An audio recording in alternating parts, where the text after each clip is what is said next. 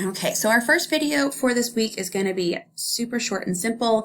It is literally just how do we use inner product, or how do you use dot product, and what do we do here. So if I need to compute u dot v, then I'm going to actually transpose u and multiply that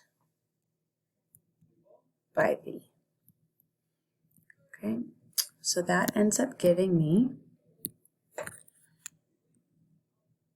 2 times 3 plus -5 times 2 plus -1 times -3. So 6 minus 10 plus 3 gives me -1.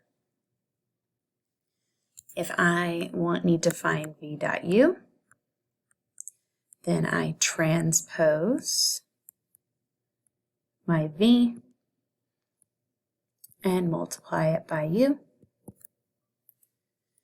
And so I get 6 minus 10 plus 3, and I get -1. So notice with this example we see, and it is always true, that u dot v is equal to v dot u.